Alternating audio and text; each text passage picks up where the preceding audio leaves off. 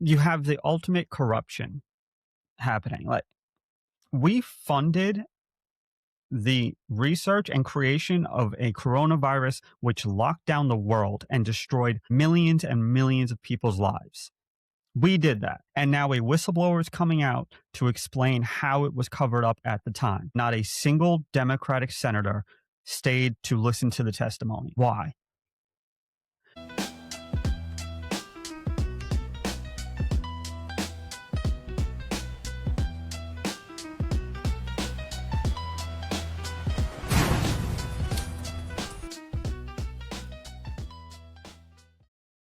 What's up, everybody? Welcome back to class. Today, we're going to go into a little bit what's happened in the past couple of weeks in the news and something that came out today with the CIA whistleblower about the cover-up of COVID origin and how the intelligence community just worked to cover up the lab leak theory and all that. And kind of go into the lies that were being spread at the time and, you know, how it kind of connects to this modern day outbreak, if it does at all. Well, so first, if anybody's been, living under a rock, in April, a Dutch cruise ship left Argentina.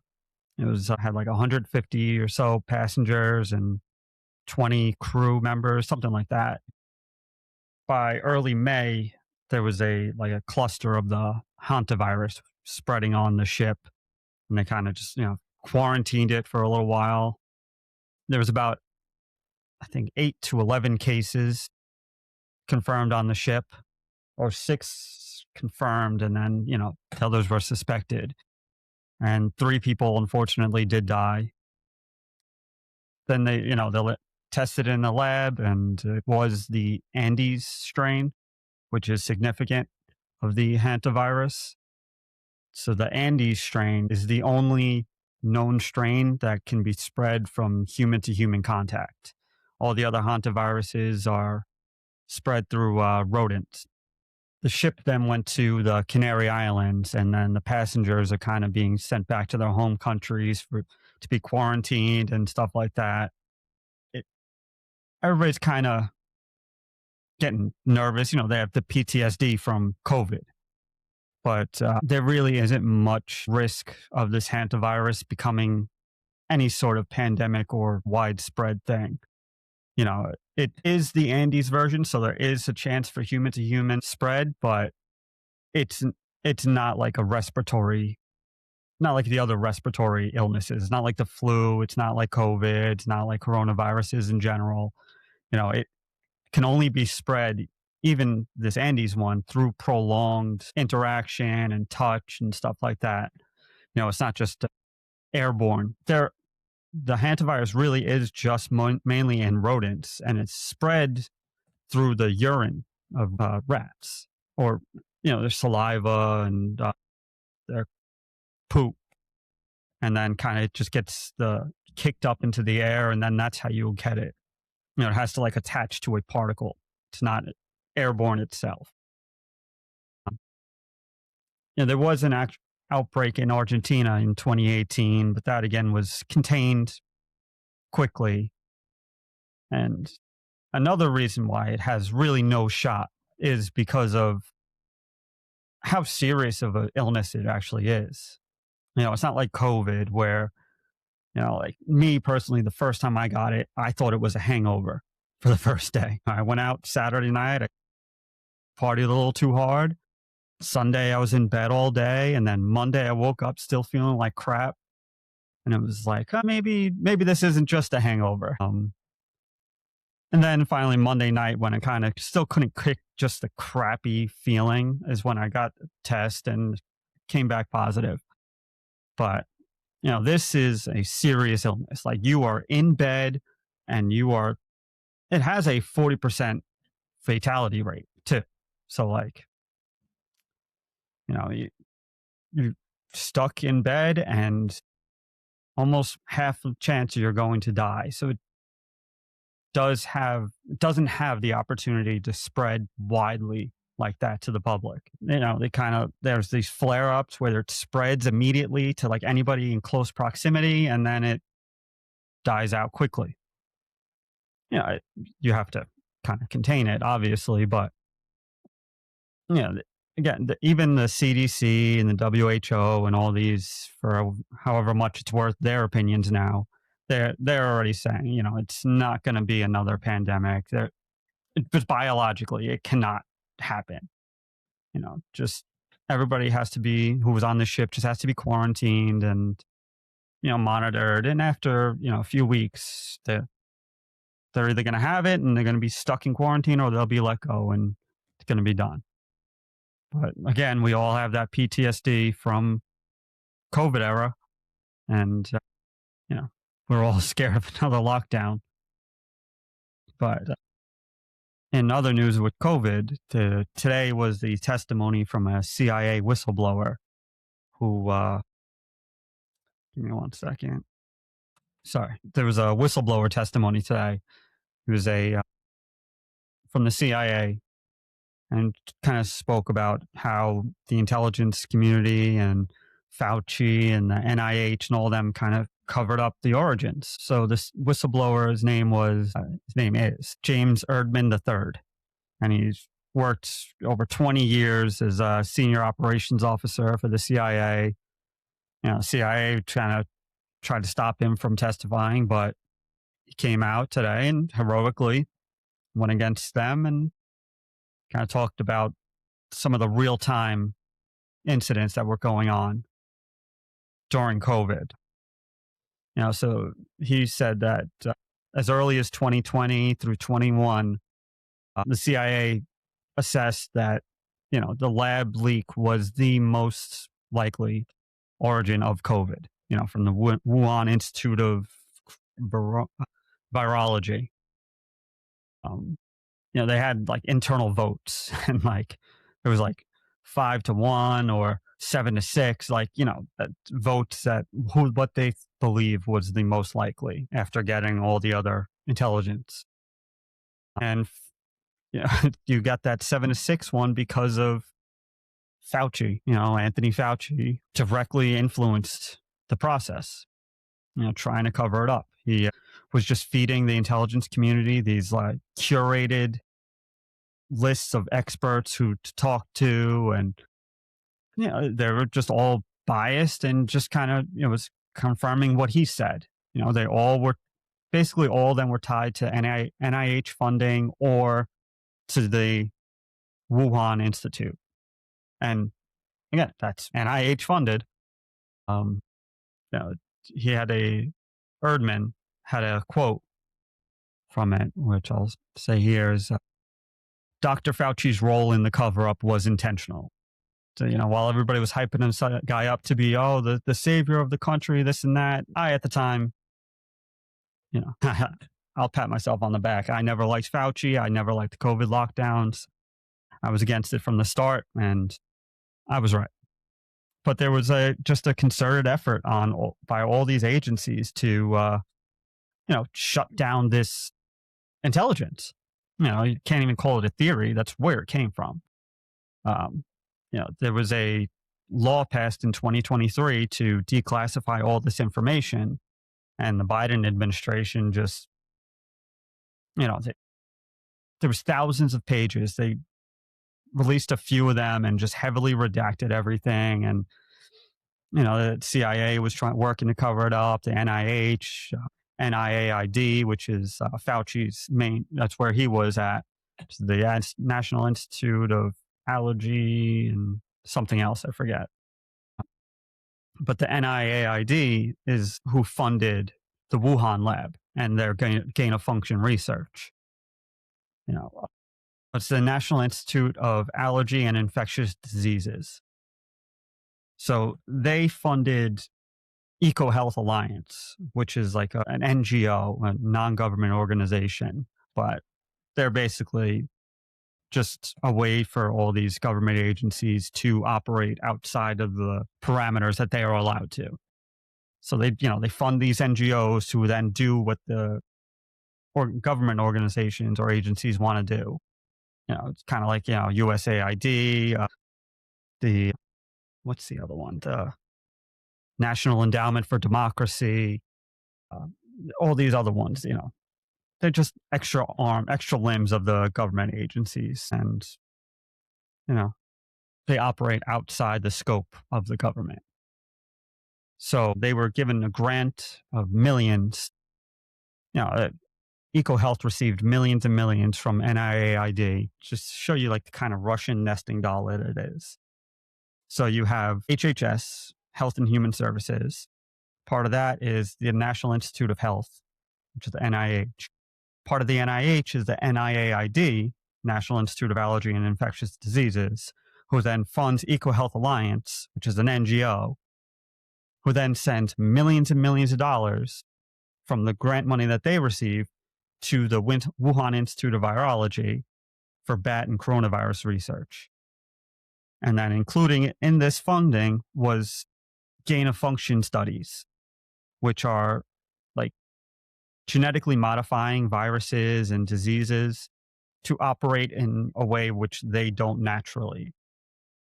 So, it's kind of helpful in a way to where like, all right, you'll kind of ramp up, the infectious, infectiousness of a disease to kind of see how it will operate in the wild so that you're able to counter it.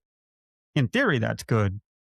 But when you have a lab that's, terribly regulated, and how many breakouts of, respiratory diseases do we have throughout China throughout the years? Bird flu, we had SARS, now we had SARS COVID-19. Don't do that in China, please. If we're going to do it anywhere but China. But, and Fauci was called out about this in 2021. Fauci testified in 2021 that the NIH has not ever and does not now fund gain of function research in the Wuhan Institute of Virology. So again, he's technically correct because the NIH didn't fund it. The NIH funded the NIAID, who then funded EcoHealth, who then funded Wuhan. But EcoHealth received $8 million from NIH grants, and then which then supported gain of function research at Wuhan. They impose these safeguards and stuff like that. And but again, if you're not enforcing these safeguards, which they didn't, you're actively working against them, what's the point of the safeguards? They try to claim, and what was released was like, oh, well, it wasn't the COVID-19 or SARS-CoV-2, which is the technical name of the disease, wasn't what was getting the gain of function research, but it was other coronaviruses in. I don't believe it. Just because we don't have the smoking gun letter, you're funding gain of function research in the Coronavirus Institute in Wuhan, where a coronavirus was manipulated to be of higher infectious than other ones, or to be able to transmit human to human when it was only in bats. But it wasn't fun. It wasn't that one. Sadly, everything in our lives is just politicized. You have the ultimate corruption happening. Like, we funded the research and creation of a coronavirus which locked down the world and destroyed millions and millions of people's lives. We did that. And now a whistleblower is coming out to explain how it was covered up at the time. And not a single Democratic senator stayed to listen to the testimony. Why? Because the Democrats were the ones who pushed the COVID lockdowns, pushed the hysteria mostly. Republicans were horrible during that time too. Don't get me wrong. But it was mainly, once it split partisan ways, it was Democrats who held on to the COVID policies. And not a single Democratic senator stayed to listen to the testimony. It's just disgusting how, it's just all a theater. It's all a show. They don't care that your life was ruined. And believe me, the Republicans don't care either. This is just points for the Republicans that attended. There's a few of them, like Senator Johnson has been on this since the beginning. Senator Rand Paul been on Fauci from the very beginning. He's the one who got the testimony in 21. And yeah, there's a few of them who I think actually do care, but mostly they're just there to gain points. There to gain clips for their campaigns. You know, at the time, I remember it might have been April or May of 2020. At that time, I always posted political stuff on Facebook from probably when I was, 20 years old. I was posting political stuff. I've always been into this stuff. And I remember posting like a question, like at what point do these lockdowns, the economic impact of the lockdowns become more harmful than than like the virus itself? And everybody's got the Facebook memories every year, and every year that it pops up, I always love to read the comments because, it doesn't matter. Economy doesn't matter when we're all dead. I just don't care about the people. Why would I think about money at a time like this? Blah, blah, blah. Guess I was right again, right? Just going to keep patting myself on the back for this. Because you know what? They overhyped it way, way too much. That it was so lethal, this and that. I think I try to remember correctly, but I think they were saying it was like over a 4% fatality rate when it first came over here. And maybe even before it came, to the United States, when it was just in China. Like I remember reading the articles about this mystery illness and stuff. Turned out to be less than 1%. But, that's what they were hyping up. And about a year ago, I finally got into a book that I was wanting to read since it happened, since he put it out. But it was enraging. I've never been more angry reading a book than this one right here. And I got the bad lighting.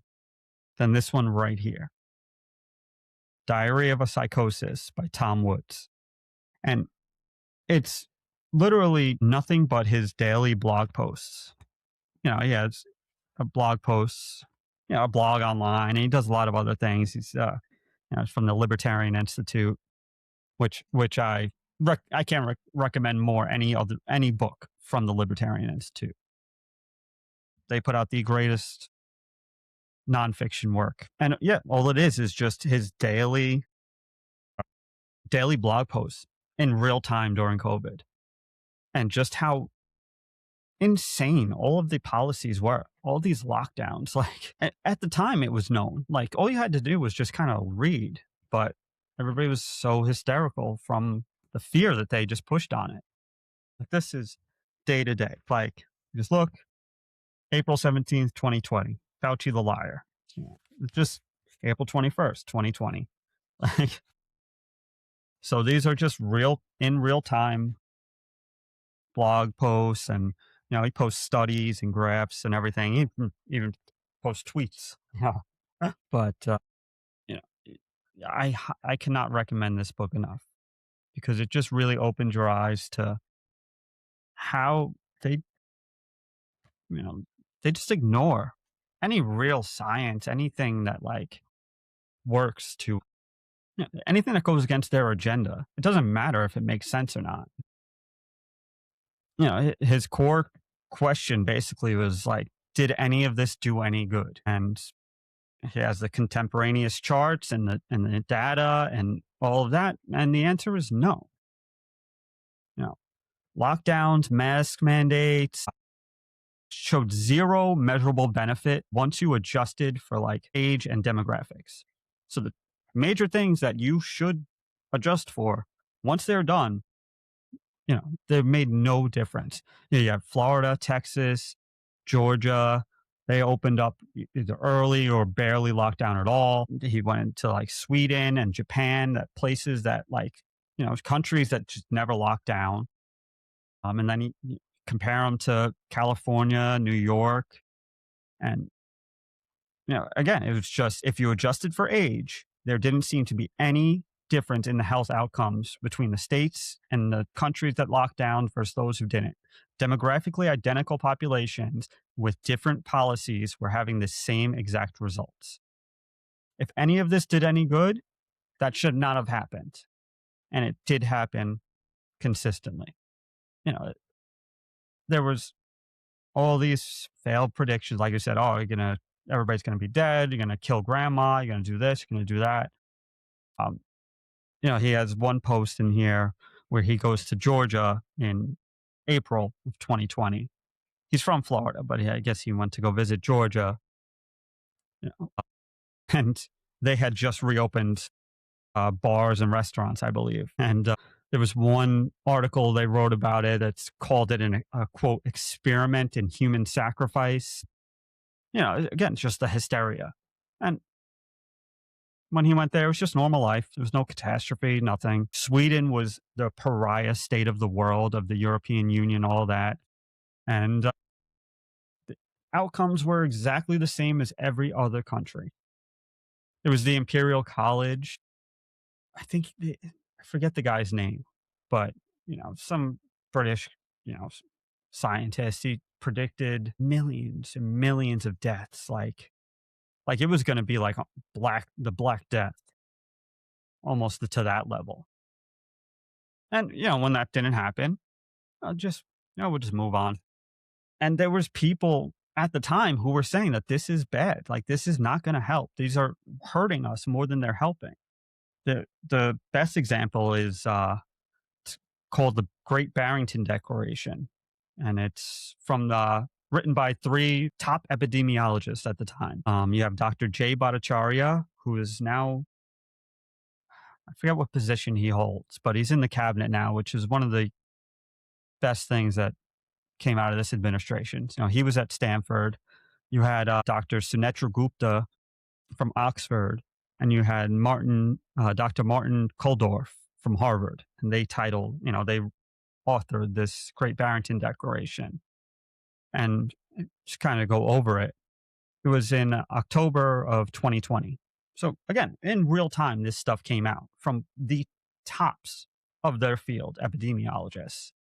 And they said, quote, as infectious disease epidemiologists and public health scientists, we have grave concerns about the damaging physical and mental health impacts of the prevailing COVID-19 policies and recommend an approach we call focused protection.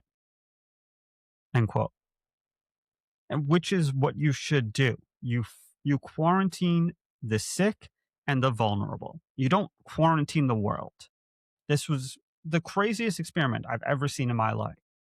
And a pretty much failed experiment from the beginning. But what they said was, instead of blanket lockdowns, they said let low risk people, anybody under 60 and healthy, live normally. Go to school, go to work, go to restaurants, sports, do whatever, because you want to build herd immunity. You want to build natural immunity to something. You know, I remember when it first, I don't remember what month, maybe it was May of 2020. And I was living in North Carolina at the time. And, I was talking to a couple people and they were like shocked that I said it. But I was like, we have to reach herd immunity. There's not like a vaccine or anything is going to save us from this virus. Like everybody has to get it. That's how you, like lessen the severity of a disease, especially a new one. Everybody has to get it so that you get the antibodies. Your body, your immune system learns how to fight these infections, learns how to deal with it. So that's what they were saying in October 2020. I'm not saying I'm smarter than them. I read another study that talked about it, but they said, like you keep the high risk groups protected. You know, the elderly population, anybody with like serious comorbidities, obese, asthma, all these types of things that you keep them protected. You quarantine from them. Okay, you don't go see grandma, or if you're gonna go see grandma, you don't go out that weekend. If you're gonna go see her next week, and if you do, you go wash your hands. You do things to protect her. And again, like I said, masks didn't work for the general population, but where they do kind of work, and not cloth masks. That was the most ridiculous thing ever. Cloth masks did absolutely nothing. That was nothing but showing compliance. That's all cloth masks were. Anyway, but like a surgical mask, It didn't stop it at all, really, but what it would do is if you were infected, like your the water particles in your mouth in your breath when you spoke didn't travel as far. It kind of like contained the spread a little bit. So that's a good thing. Okay, so wear that when you go see the vulnerable people. Wash your hands. Don't get too close. Okay, that's fine. Voluntarily isolate if they're very sick. Like at the time, my grandmother and grandfather in Florida, they're still healthy today. You know, relatively, they're in their mid 80s. They have some certain problems, but they're still active and stuff. So, all right, they isolated. They were careful. They washed all. My grandmother was telling me at the time they washed all their groceries.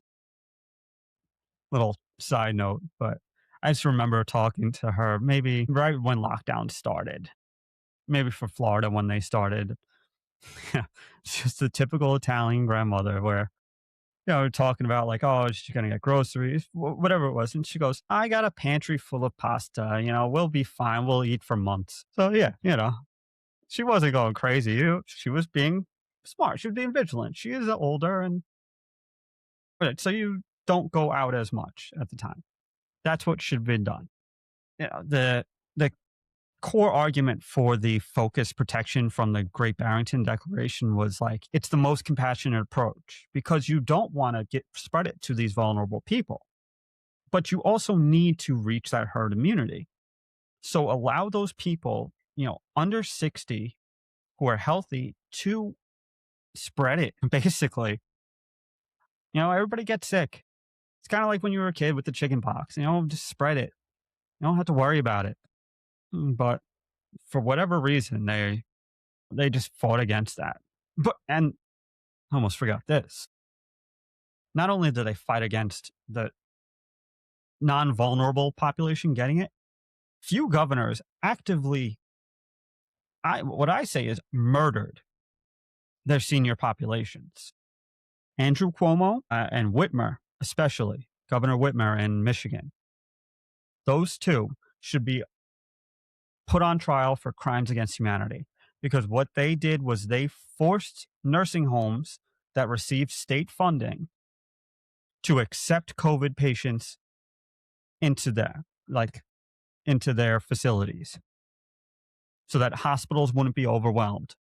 So they forced these nursing homes that weren't equipped to quarantine and, stop the spread of a airborne virus to accept people who were infected with COVID into the most vulnerable population center you could have, retirement homes, which is nothing but people over 80 years old who are already sick and can't be and need to be taken care of in their day-to-day lives.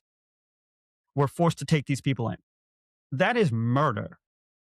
And Andrew Cuomo and Gretchen Whitmer from Michigan should be put on trial for that. Anyway, getting back to it, I get a little bit heated up by that. Again, the Great Barrington Declaration, it said schools open, they should be open to all these restaurants and everything. And thousands of doctors and scientists and epidemiologists and all these people signed on to this. There was a huge list of people that agreed with this, and it was just killed in the media as fringe. It was censored on Twitter at the time, on Facebook. Fauci called them out, and Fauci at the time was like the king of America. He was over Trump, he was over Biden. Everybody had to listen to Fauci, the fraud. Well, at the time, if you look at the book, everything that he was saying was not working. And, I just kind of want to go into a few things in the book that I really, like I said, I've never been so angry reading a book. And I'm just going to read a couple of things from it to kind of hit home. So this is from October 12th, 2020. It was a reader submitted a letter to him from Australia. It was a woman. Let me see if it says her age. All right. She says, quote, 3 months since I saw another human face besides my partner's. 7 months since my partner and I had a little break together in the form of going and having a coffee down the street. Over a year since I last sat out in nature. Sitting staring at a wall for 2 hours again, unable to move. Despair. Horrible negative emotions virtually all day. Awake entire nights. Distress. I can't think of anything to look forward to because I don't know when we will be allowed to do anything. Just go for a drive, go to the forest, just go somewhere together, far from all of this. We are not allowed. The police could enter our homes at any point and arrest us if we say the wrong thing online. This doesn't feel human. I don't smile. I don't laugh. I worked out the other day and felt nothing. No pain. Nothing would register as pain. I couldn't feel anything. I feel far away from myself. Sometimes I forget how long the day has been going on for. Does it matter? You're not allowed to leave? Even if family members are terminally ill? They could die before we are let out of Melbourne. Got told that it isn't a good enough reason to be let out of the state. Literally not allowed to move house.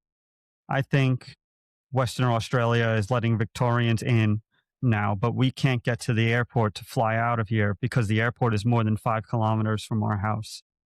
You aren't allowed more than 5 kilometers from your house.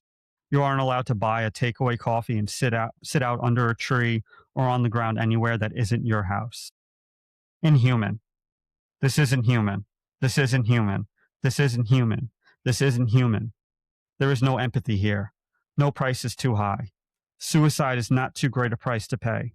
Self-harm is not too great a price to pay. Structural brain changes in large portions of the population is not too high a price to pay. Do you know what prolonged social isolation does to the brain? We are made to feel it does not matter because all we are numbers.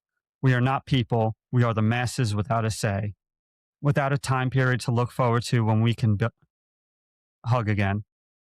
I am sharing my experience because you should know the truth. Sincerely, a faceless number in Melbourne. I remember reading that the first time, and I have the same feeling. I have absolute goosebumps right now just reading that. That's what they did to the human population. These people were evil, and that's what they did to us. I feel so terrible for that woman and what she went through and what all those people went through. Now, I know it's Australia and it's not America, but if a lot of the politicians here and a lot of the people in charge here had their say, we would have gone through that as well. They would have been more than happy to implement the same lockdowns if they were able to here. And like she said, a nameless number, a faceless number from Melbourne. And that's how she looked at herself. That was in October of 2020. Wasn't even a full year of lockdowns yet. Here's another one. This one is from America. And it's about a year after lockdowns. It's March 2nd, 2021 is when, I guess he posted it. Tom Woods posted it on his blog. And the guy wrote in and he said, it was from, I forgot about that. I'm sorry. It was from the beginning of the lockdowns. He just wrote in, he said, quote, "Last year, my daughter Abigail was born a few days before the lockdown started in Massachusetts. She was diagnosed with an incredibly rare genetic disorder called CHARGE syndrome, a little less than 1 in 100,000, get it, which has a 40% survival rate.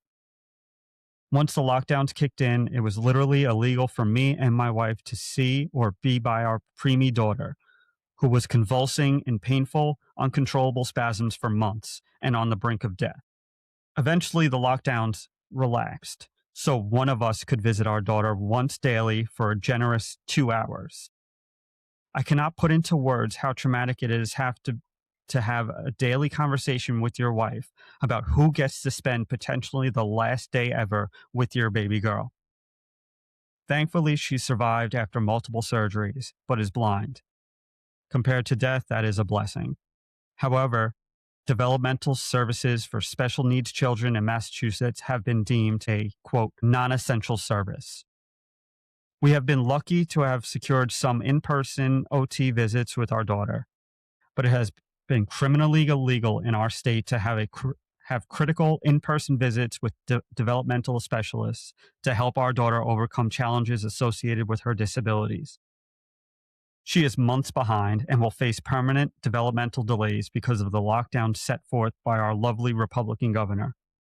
I joined this legendary group to share my personal COVID tragedy, which is unfortunately one of millions, to a sympathetic group of like-minded individuals. I'm finishing up my public health PhD, and I'm a political science professor at a state school up in Massachusetts. So I'm sure you can imagine how I'm surrounded by COVID doomers 24/7. Tom Woods literally gave me the strength to look death straight in the eye last year and overcome it.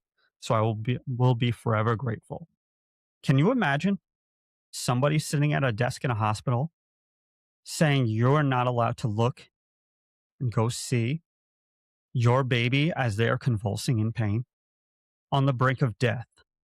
Could be the last breath they take, and that you are not allowed to spend that time with them. That is what they did to us. There would be nothing that would stop me from entering that hospital. I promise you that. There would be nothing that would stop me as a better man than me. You know, it's what makes looking back at this so hard, to just look at how unhuman all of those people in charge were, and how quickly anybody with any sort of imagined authority leapt straight on and just went with it. It was, again, unhuman. Well, getting back to current day situations, the lab leak theory was, again, widely known but covered up, which is what the testimony today said. Fauci curated all these biased studies to pump out just to cover up his crimes and his crime against humanity in the creation of this. Yeah. One thing that you could say, I guess, is that, from this book too, we'll go back to his Georgia post, about when he went and visited Georgia after they reopened. Said April 30th, 2020, quote, "I'm spending a few days in Georgia where the governor has allowed some restaurants and various other establishments to reopen. The hysteria is beyond even what we've come to expect from Team Apocalypse. One media outlet even called it an experiment in human sacrifice," end quote. You had things like the media pulling things like that. Yeah, all the scientists that signed on to the Great Barrington Declaration were attacked and censored and all this. And at the time, from today's testimony and past, the, the insiders already knew, the deep state already knew that the lab leak was real. People were thrown off of social media. You were shunned from polite society if you even mentioned this. But, Tom Woods does have a kind of a silver lining to it, to where he kind of says that the ruling class doesn't have total control over us. No matter what they do, the truth broke through anyway. And today's testimony still proves it again and again. The emperor is naked. If you look, they have no control. They don't know what they're doing. All they know is to just enforce these draconian measures because of things that they have messed up and to cover up for themselves. So, when you're thinking about this hantavirus and seeing that in the news, and the news is hyping it up, is this, again, just remember what they did to us only a few years ago, and how they tried to lie. I'm sure everybody's seen it, but I'm going to post it now. So, from Jon Stewart, who, no matter what, I probably disagree with 90% of Jon Stewart's politics and all that, but he delivers it hilariously, and he does it here. There's a chance that this was created in a lab. There's an investigation. A chance? Well, oh my if there God. was evidence, I'd love to hear it. There's I just don't know. novel respiratory coronavirus overtaking Wuhan, China. What do we do? Oh, you know who we could ask? The Wuhan novel respiratory coronavirus lab. The disease is the same name as the lab. That's just a little too weird, don't you think? And then they ask the scientists, they're like, how did this, so wait a minute, you work at the Wuhan respiratory coronavirus lab. How did this happen? And they're like, a pangolin kissed a turtle. And you're like, no, the name of your lab, if you look at the name, let me see your business card. Show me your business card. Oh, I work at the coronavirus lab in Wuhan. Oh, because there's a coronavirus loose in Wuhan. How did that happen? Maybe a bat flew into the cloaca of a turkey and then it sneezed into my chili, and now we all have coronavirus. Like, come on. Wait a second. What about this? What about this? Listen to this. Wait a second. All right. John. Oh, my God. Oh, my God. There's been an outbreak of chocolatey goodness near Hershey, Pennsylvania. What do you think happened? Like, oh, I don't know. Maybe a steam shovel mated with a cocoa bean. Or it's the chocolate factory. Maybe that's it. He was even killed. He's a media darling. He was even killed at the time for this. Yeah. He's pushing dangerous conspiracy theories and misinformation, this and that. He put it so perfectly. Right.